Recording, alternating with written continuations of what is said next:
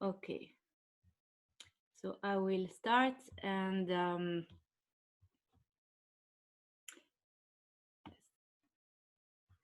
can you see my screen, what I'm sharing? Yes. Okay. Yes. Okay, so nice to have you here. I'm gonna talk on the COVID-19, the new disease that started to spread in December 2019. Um, I've decided to talk about this topic because a lot of my friends were asking me questions about my opinion and what I know and what I can help in knowledge and explaining them a bit about more about the virus. And I've decided that there's a lot of knowledge that is not really clear, and we have a lot of media and politicians talking about things that actually we don't really understand what's behind. So I hope this presentation will help you better understand by yourself whatever news you can hear. So just a few words about myself. I'm a PhD in chemistry. I've did my PhD in the Weizmann Institute of Science in Israel, and then I did a postdoctorate in Harvard Medical School in Massachusetts General Hospital, and my main topic was cancer research. Then I came back to the Weizmann Institute, where I continued to work on cancer, and now I'm working in a clinical research organization in which we are doing different clinical research on topics that other companies are asking us to do for them. And the research is really wide. We are working on viruses, we are working on bacteria, we're working on cancer, on immune disease. And what I understand, what I've been doing a lot is the clinical research that is behind every treatment that is going to be accepted. And this is why I think I can explain more about the COVID-19 and my point of view about it. So I'm gonna talk today.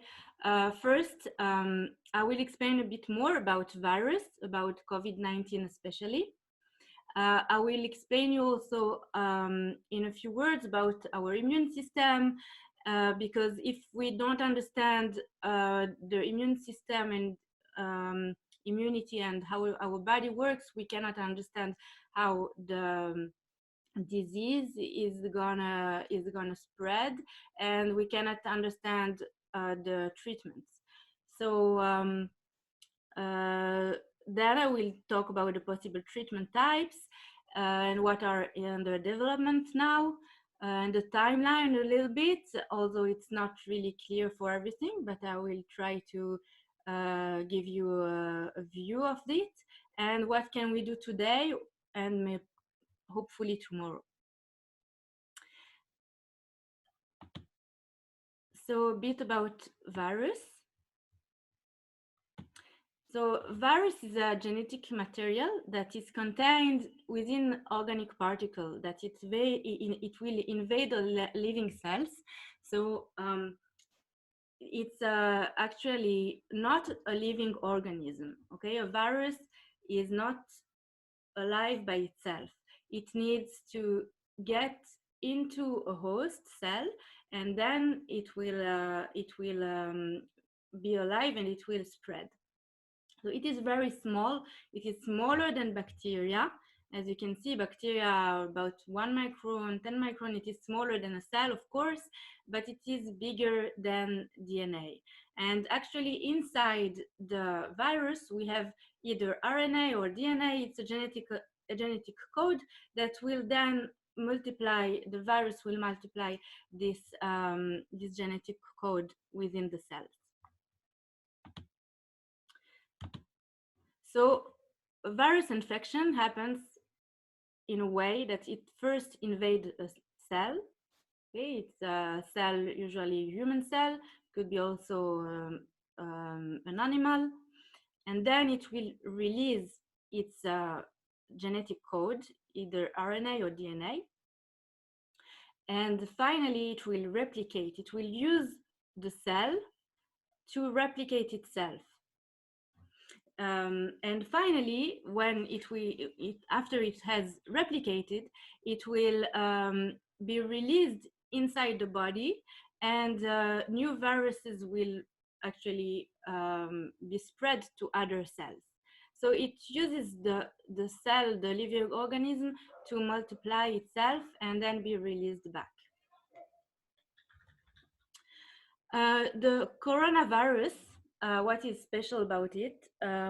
So first, what we don't, we are not always talked about is that coronaviruses, it's a family of viruses. Okay, it started already in the 1960s. It was, I can show you. There was a virus that was spread only in chicken, and then it got mutated, and in 2002 it appears as the SARS-CoV coronavirus. In 2012 it appears as the MERS coronavirus, and actually both SARS and MERS were much more deadly than the COVID-19 that we have today. So but this disease disappeared. The SARS disappeared and the MERS disappeared. We don't really know yet how, but they disappeared, and now we have the COVID-19. So COVID-19, once it gets in the body in a patient, in 80% of the cases, it will only cause mild symptoms, because most of us, we have a good immune system, and our immune system will fight the virus, and we will only have symptoms like flu, some sore throat, some fever maybe, but after a few days, our immune system will fight the disease, the virus, and we will recover. In 14% of the cases, it will also invade the lungs. Why it invades the lungs? Because the coronavirus has its crown around it, and actually it likes to be in the lung cells. Okay, it likes it is getting stuck in the lungs, and then it multiplies there. And so because it multiplies there, it will also cause more problems in the lungs. And in only 5% of the cases, it will be deadly. Okay, so in order to understand how it kills the body, we will. Okay, I would like to explain you how the lungs work. So our lungs are the way we are getting oxygen in our body. Our heart is pumping the blood to the lungs, and in the lungs we have the exchange of oxygen, and the blood gets full of oxygen and release its CO2, and then it goes back to the heart, and the heart will pump all the blood to the body. So we get our blood full of oxygen from the lungs. And where does it occur? It occurs in the alveoli. Actually, we have our lungs are like a tree. We have big branches, and they go to smaller branches that go to even smaller, until it gets to these little cells that we can see here on the right. The alveoli, they are like sacs. Okay, they are like balls, and inside there we have the exchange of oxygen. So what happens when we have the coronavirus infecting these cells? It will get some inflammation, And when it gets some inflammation in this part of the lungs, we will get some liquid that will get inside these alveoli, inside these cells, and this liquid will prevent the good transfer of oxygen to the blood, and actually it will make the lungs work harder to get the oxygen to the blood. So if the lungs work harder, then the heart will have to work harder. And when our heart is weak, for instance, people who have different heart disease, then it will be harder for them to overcome this problem in the lungs. So finally, the three main causes of the death by COVID-19 are actually due to the complications due to the virus and not to the virus itself. The complications are either cardiovascular insufficiency, like I explained before, because the heart will not cope with the demand of the lungs to get so much oxygen, and the heart will have to work much harder. And if the heart is already weak, it will be really hard for it to cope, and finally we will get some cardiovascular shutdown, and the patient will die. Another reason is bacterial infection. When we have these liquids that are getting in the cells from the virus because of the inflammation that is around, okay, then it is a really good atmosphere for different bacteria to get there. And for instance, pneumonia. Half of the people who die from COVID-19, actually they don't die from the COVID-19, they die from pneumonia, because they get pneumonia from bacteria that are around, that are in the hospital or wherever they live, and they die from this bacteria. And the third reason is sepsis. What is sepsis? Is the immune systems that will get that will work too much. So the immune system, I will soon explain about it. It releases cytotoxic cells, and these cells are supposed to kill the virus, and sometimes they kill the cells that have the virus. But if they are overstressed, they will kill more and more cells, and finally they will kill all the lungs. So it's our immune system, our own immune system, that will be our actually that will kill us, because the immune system will be overdriven, and there will be a cytokine storm. So it's a storm of different cytotoxic cells that will that will just shut down the lungs. So these are the three possible reasons for death from COVID-19.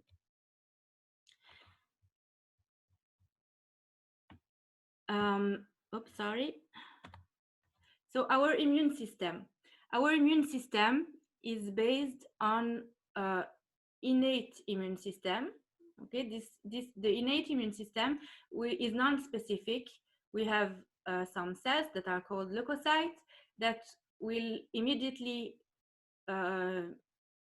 see that something is strange in the body, that something is new, that something they don't know, and these leukocytes will immediately attack the stranger. They will attack the stranger that is not supposed to be there, and this is an immediate response. This will be very fast, but it is not very effective. On the other hand, we have the adaptive immune system. So this adaptive immune system, it takes a bit more longer to to get active. But what it will do a specific response. So we have few cells that are called B cells, T cells, and they will recognize the stranger, and they will have a memory. They will first produce antibodies. These antibodies are like keys that will get in the lock. The lock is the antigen, is the virus, is the bacteria. The B cells will produce antibodies that will kill specifically these cells. So the adaptive immune system is much better for us because it will be more specific. Okay, so if we have only an innate immune system, we have more risk to get the sepsis, as I said before, because the toxic response from the cells will not make the differentiation between what is good and what is bad. It will just throw different toxic cells around. But the B cells that will produce the antibodies will be a more specific response. And what is good about the adaptive immune system also is that it gets a memory. So once it discovered an antigen that is bad for him, it will produce antibodies that will remember this bad guy.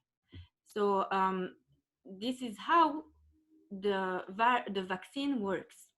The vaccine is, I will explain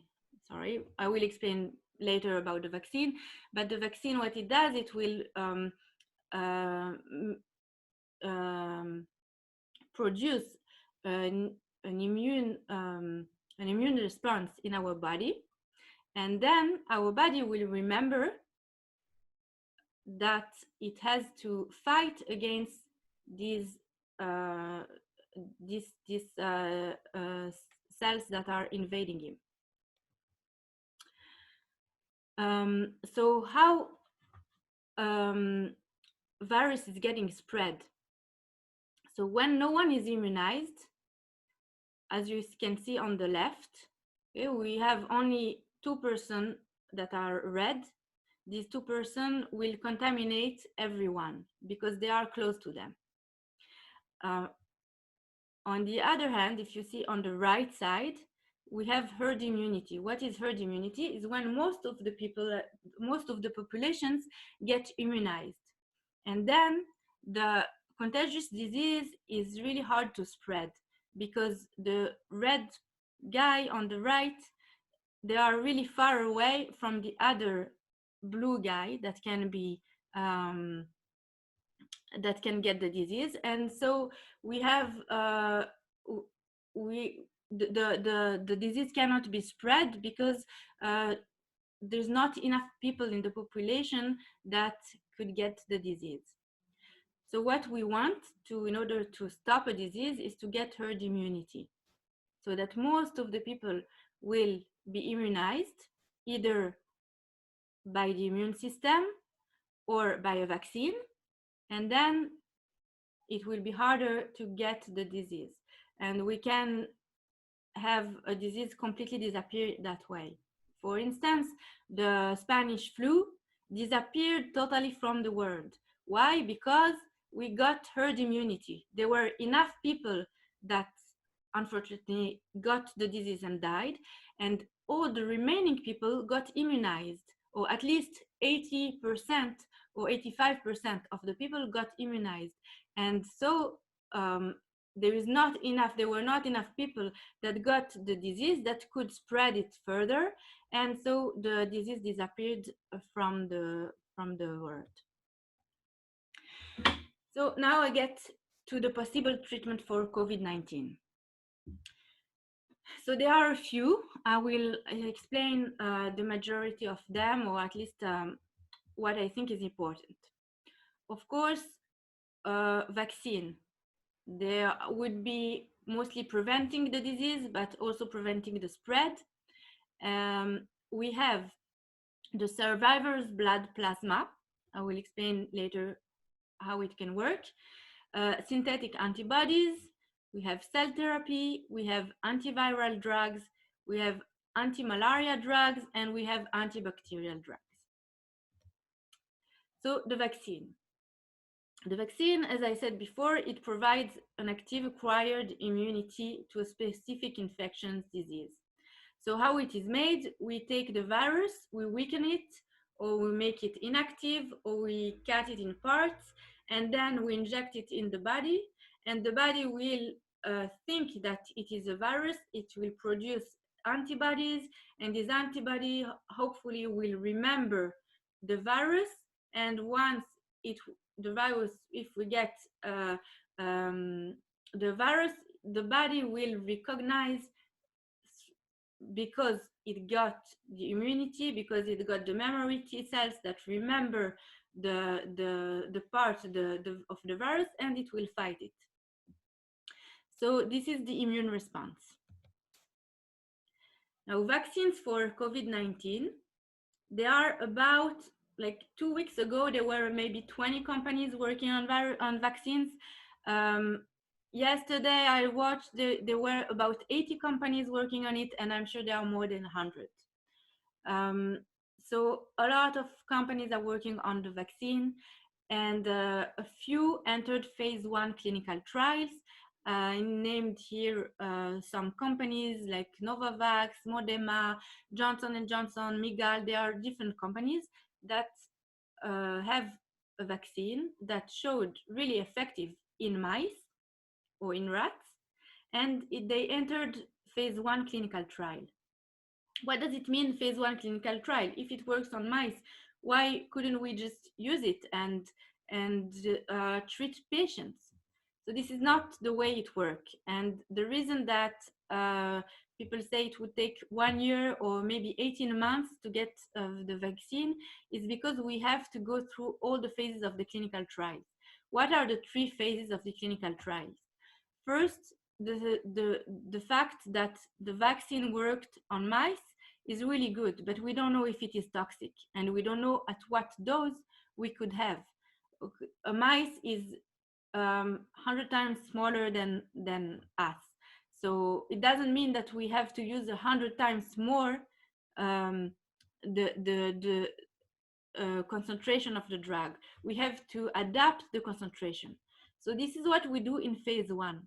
In phase 1, we have healthy volunteers that will get the vaccine or the drug, and we will observe if the drug is toxic.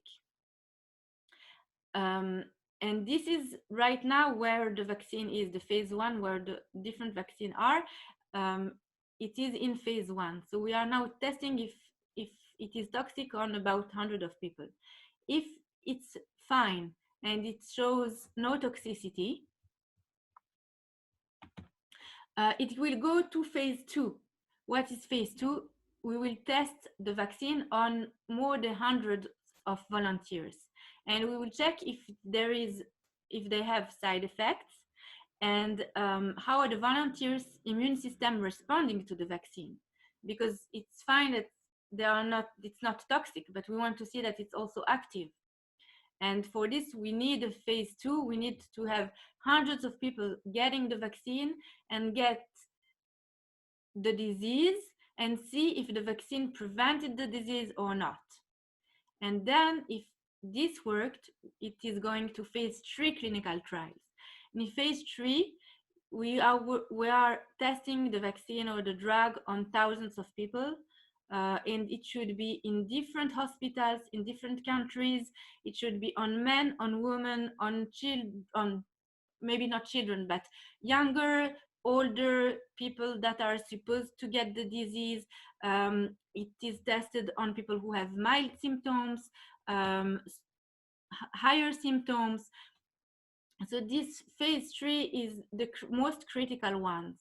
And actually a lot of drugs fail on phase 2, phase 3 because of that, because it usually a treatment can seem to be very good on people who have mild response, but people who have stronger disease, people who have who are older, they are sometimes it is harder to get the vaccine effective for them. So phase 3 will really test the vaccine effectiveness. And again, it will check if there are other side effects. And if it is passing phase 3, then the FDA would eventually accept and approve the treatment or the vaccine. So as you can imagine, all this takes a lot of time, and it cannot be done in a few months. It needs usually a few years. Here, because of the emergency of the disease and the fact that it's a really global problem, we are trying to accelerate all these phases. But the faster that it could go is 1 year, or more or less 1.5 years. So this is why it is taking so much time. Also, you have to remember, as I said before, we have about 100 companies working on different vaccines. So all these vaccines have to be tested on patients. So we need a lot of patients who agree and need to be volunteer and accept to get these treatments. And also we need to get some volunteers that will accept to get these treatments, knowing they might get the placebo. Because what sometimes we forget is that, okay, what he can lose? Nothing. Just he will test a treatment and most probably it will help, maybe it will do nothing. But when we do clinical trials, we need to have every time few patients that will get placebo, and it can be hundreds of patients. So we know that these patients will not get anything, will get a drug with nothing, because it's not a real drug. It's a so we know that we are maybe exposing them to nothing, and I mean they might die because they will not get any treatment. So when we work on these on these clinical trials, we have to remember that it will demand volunteers. It will mean that people might die because they will not get the right treatment, and we have to be prepared for that. So it is not cost-free. Now, what are the other treatments? So we have the possibility to give the survivors blood plasma. What does it mean? Someone who got the COVID-19, who was sick maybe, and got immunized, he got away from it, he's feeling fine. So what does it mean? It means that he has really good antibodies that could fight the virus. So what is being done is some research is done to take the plasma, the blood of these patients, and transfuse them to patients who are sick.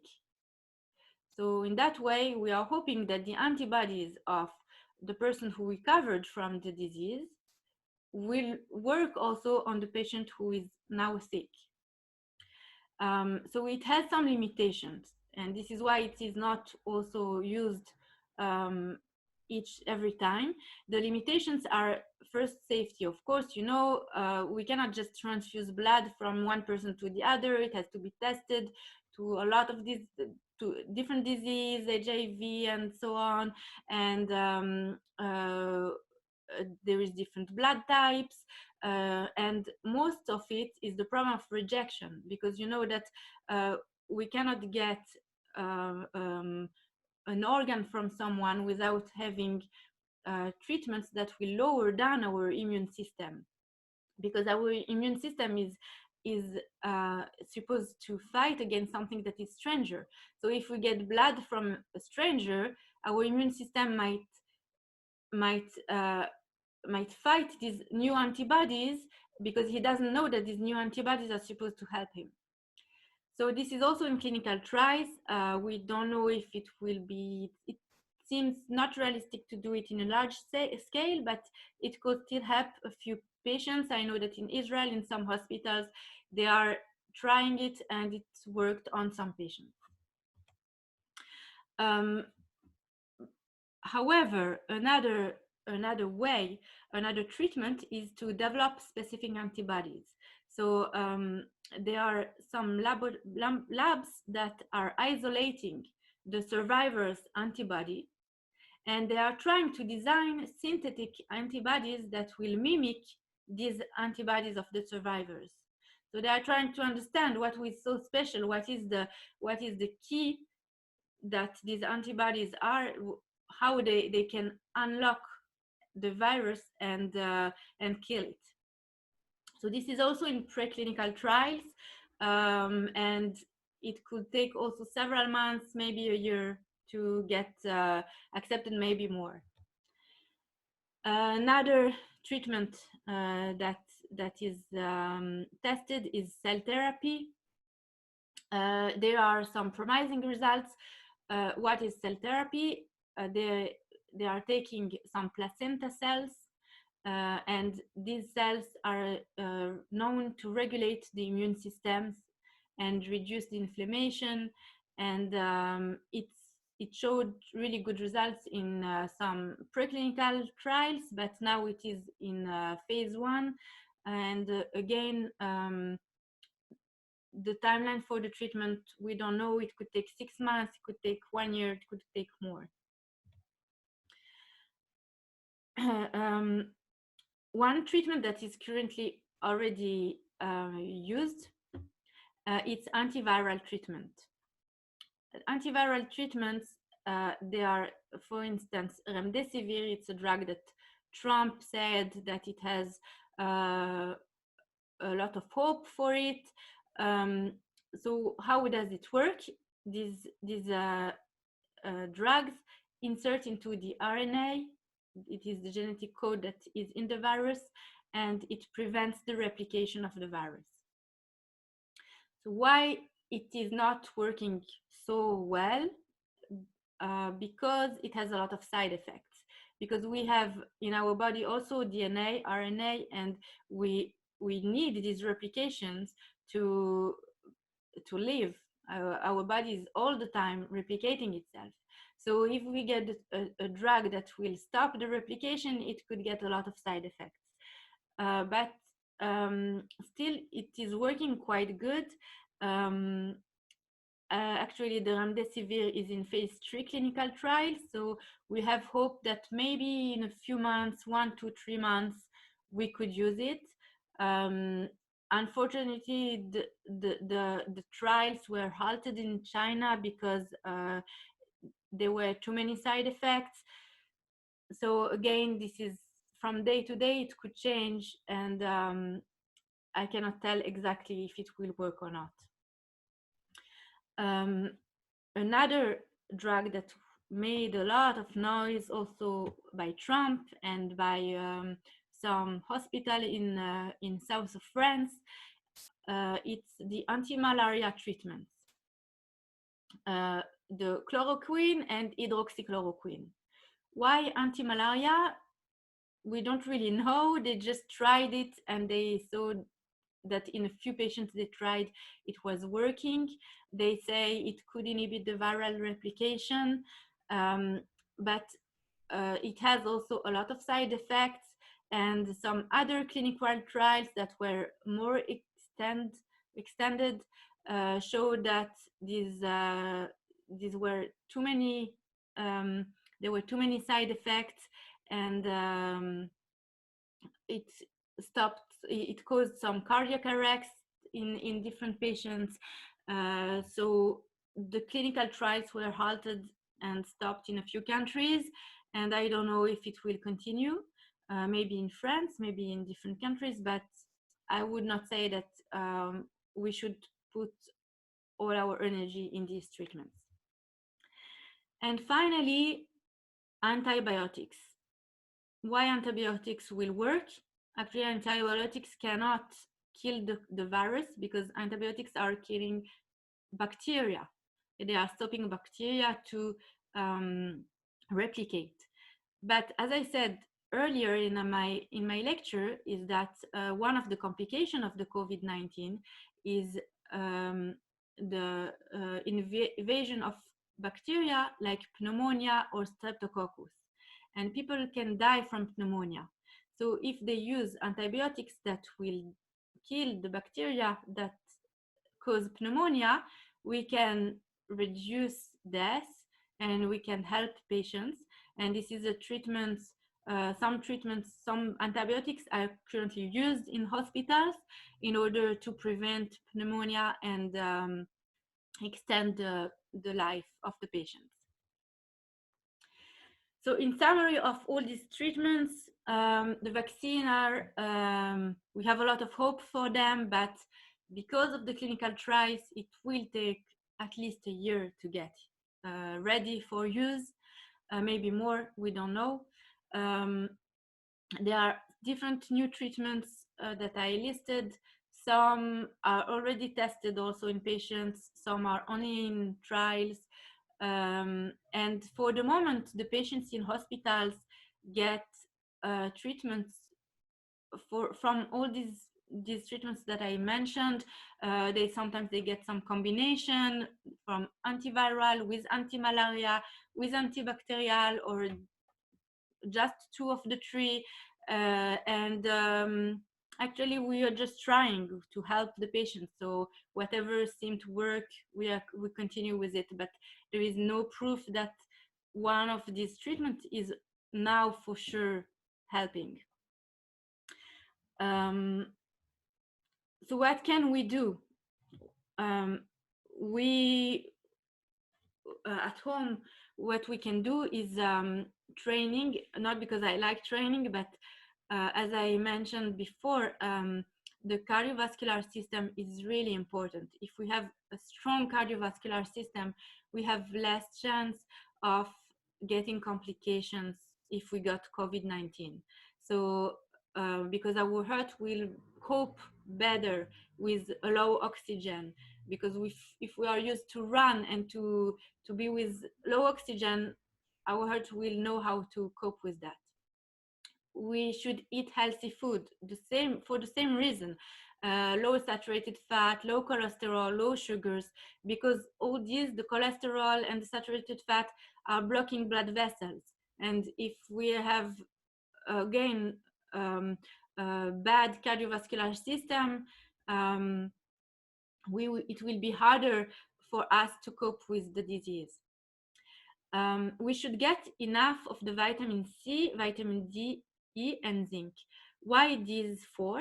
So there is no proof for that. This is some research that I did because a lot of people asked what they could get and what natural treatment.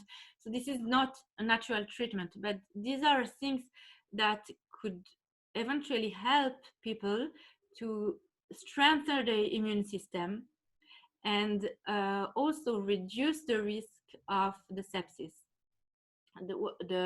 The cytokine storm that I talked about, that is one of the cause of the death, can be prevented if we have a lot of antioxidants, and vitamin C is an antioxidant. Vitamin E also. So if we eat a lot of these, we will be stronger and we have lesser chance to get complications from the disease. And of course, sleep well, be in good mood, everything that you could do to be stronger, to the same way you would prevent the flu, you want to prevent the disease, the COVID-19, by having a strong immune system and a strong body. And what about tomorrow? Will there be a new wave? So yes, there might be a new wave, especially if we continue with the confinement. There might be some people that have the disease, and once the confinement will be over, these people might spread the disease again. But there are lesser chance that it will happen, and most probably what will happen is, even if the disease is spread again, it will spread slowly, maybe next winter, and maybe it will not spread again, because maybe we will get herd immunity before, maybe we will get the vaccine before, and then this new wave will be in, will not be a problem for us. So it's really a fight to know if we will get treatments before, or if we will get herd immunity before the new wave. And of course, what could happen also is that the virus could mutate. So the same way the SARS virus mutated, the MERS virus mutated, the COVID-19 could mutate, and it is possible that in 5 years, 10 years, we will get another coronavirus that will be even worse. We don't know. Of course, we don't know. But what we do know is that we can do whatever we can now. So first is get herd immunity. And to win, we have to make a move. So everything is about strategy. So if you ask me what is better, is it to be in confinement or go outside and spread the disease and get herd immunity by getting everyone sick and everyone will be immune? So this is a different strategy. You could decide that you want to sacrifice your queen, and you can decide that you want to sacrifice your foal. But you will have to go through some sacrifice.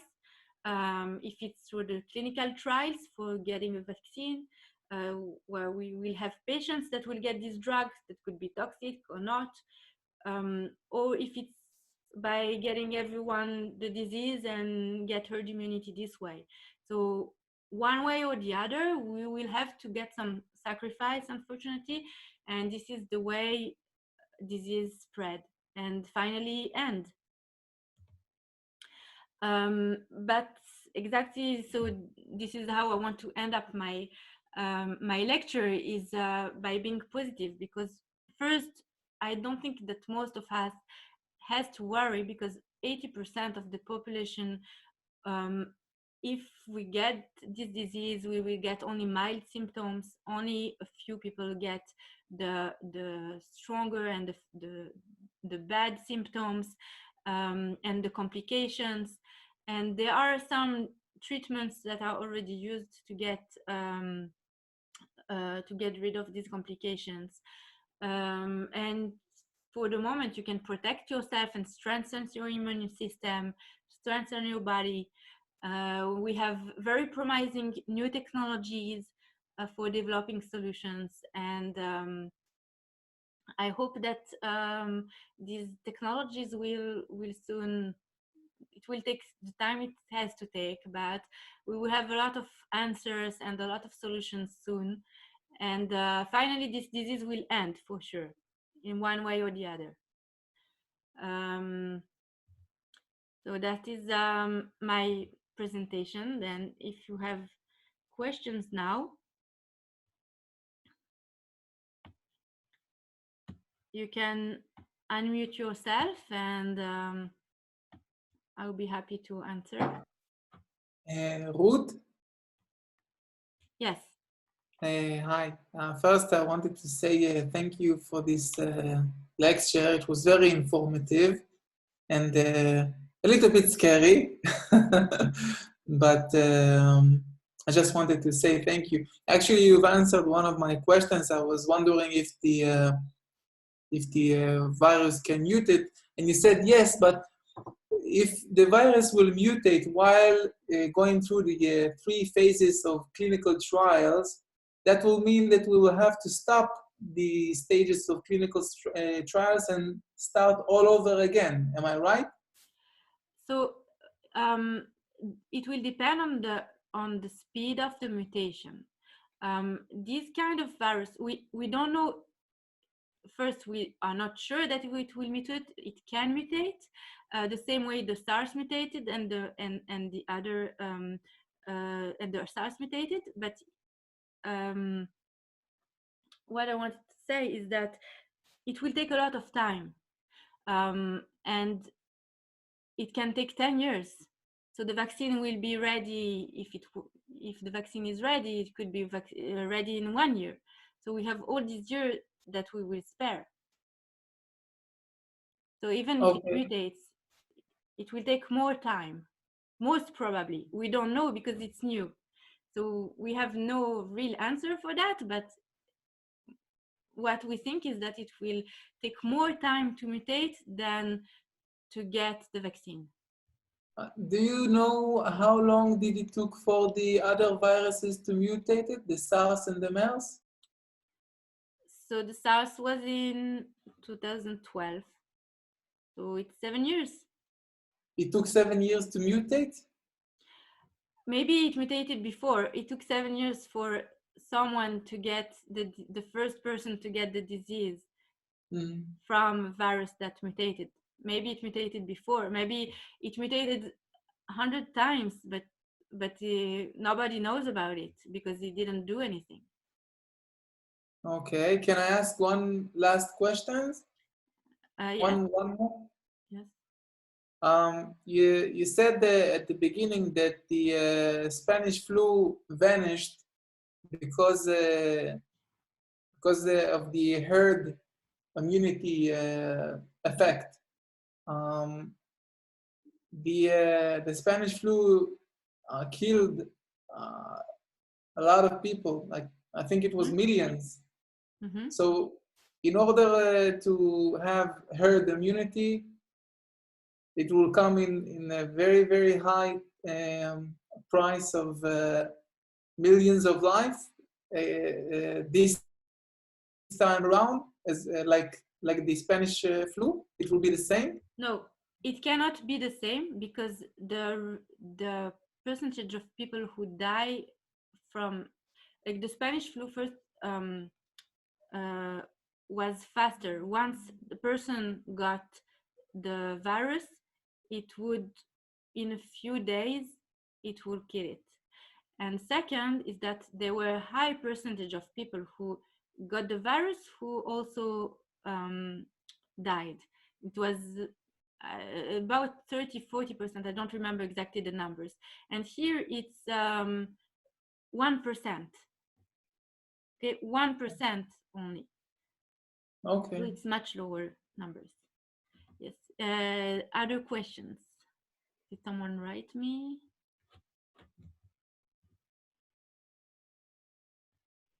Um,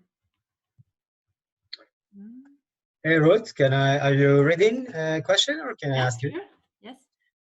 Yeah, well, first of all, thanks for taking the time to gather this and to doing it. I was wondering about the slide, the herd immunity. Well, considering the yellow people, the ones who already had the disease and are immune to it. You said that they are not contagious, meaning they still carry the disease. They cope with it well, but they cannot pass it to anybody else, or they like are they still carrying it?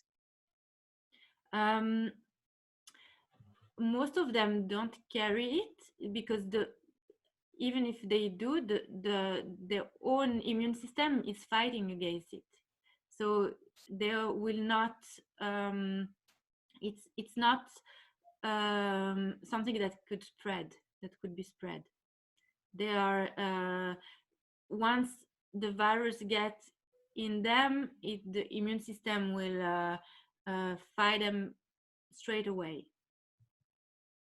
So they are, yeah, they're a very low amount of the virus. In order to transfer the virus to someone else, you have to have really higher number of virus, and because their immune system is so strong and already recognize this virus and fight against it, the percentage of virus that will have, for instance, in their in their mouth will be really small compared to someone that can spread the disease. Okay, yeah, cool, thank you. Any other questions? Ruth, about China, do you think that it looks like they have things under control? Do you think that they have a cure and they just might be hiding it?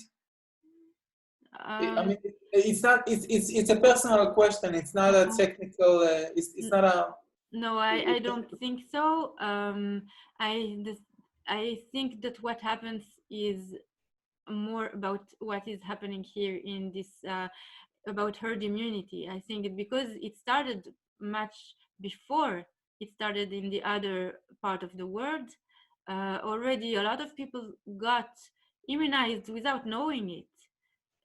Because they could maybe even I am immunized and I got the virus and I don't know it because I got some flu 1 month ago. I thought it's a flu, maybe it was coronavirus, I don't know. And the same way, a lot of Chinese probably got immunized, and this is why there is some stop of the spread, and people are starting to get over it. Yes. Okay. Can a person that is immune, that developed his own immunity from the virus, can still spread it to other people that are not immune? No, that's what I said before. There are really low chances that it would happen because someone that is immune will have a very low amount of virus in his body if he got the virus from some reason. Okay. Anyone else? Other questions? Hi, Ruth. I have one question, but this is like very far away from the medical part. We are reading about things, and of course there's question, how can we save ourselves? And of course there are also things like you can drink this tea or that tea. So I heard about this plant which is called Artemisia annua. I don't know if you heard about it. There are some theories that it could like help against things like malaria, I think it was. Sorry, I'm not sure, but so I don't know, maybe did you hear about this? Do you have some opinion on that? If not, just forget my question. I'm just curious. I haven't heard about this specifically. I think that in order to know if something can really help, you really need to test it and test it on patients and then see compared to placebo if it works.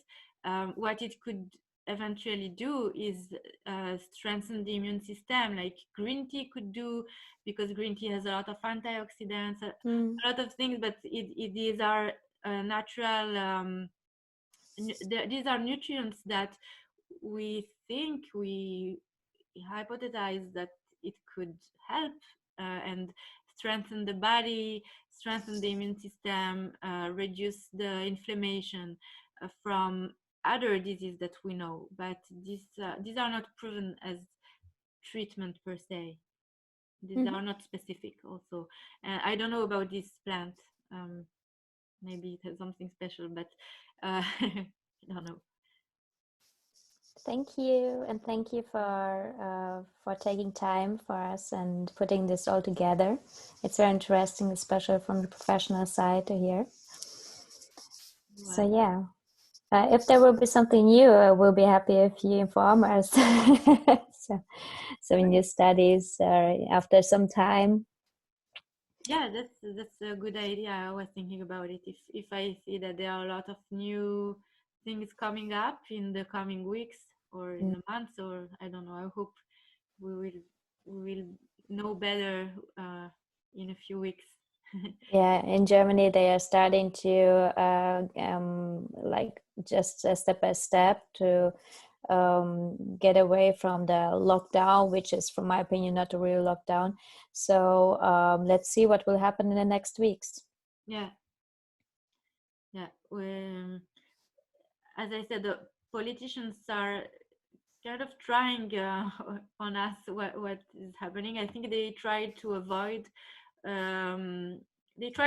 what happened with the Spanish flu. They try to avoid many deaths and prevent a really overflow of people in hospitals, and so that way they reduced the amount of people who got sick, and we will see how slowing down now the releasing the confinement will work. Let's see. Ruth, you said that we are testing at the moment on mice, but you said it's not a very practical testing because mice are smaller, hundreds or thousands or 100 times smaller than a human being. I don't mean to be cruel. I'm against testing on animals, but the correct me if I'm wrong. The biology of apes and monkeys are about the same as humans, if I'm not mistaken. Will it help to speed the process if we, or even give us more reliable data if we test on apes and monkeys? No, not really. Actually, monkeys are not much like humans. They are more. I mean, they have some things that are similar, but cancer treatment are tested on pigs actually, and pigs are much more like humans than monkeys. At least for the thing is also in monkeys, it's not allowed to do so much of clinical trials, and there is a lot of ethics that is behind that. Okay, we cannot just test every treatment on every animal we want. Everything has to go through a lot of ethical protocols, and only if we can prove that this treatment cannot be tested on a different animal, we would test on this animal. So usually treatments are tested on mice, and then maybe rats, then maybe pigs, and then it goes to humans. It will not help to have the monkeys in between, because anyway we will have to test on humans. Unfortunately, that's the real thing, and something that is toxic to a human can be fine for other animals, even for for other animals. So okay. Yeah. Okay, so thank you everyone. Thank you. Thank you for joining us. And if you have any more questions, you can also send me private messages in the coming weeks. I will be really happy to help, or maybe to look for you in papers, in scientific papers, and read more about it and give you answers about what I could help.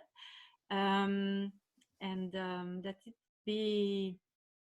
Be safe, eat healthy, exercise, and that's it. Thank you for your time. Thank you. Thank you so much, Ruth. You were really good. Thank you very much.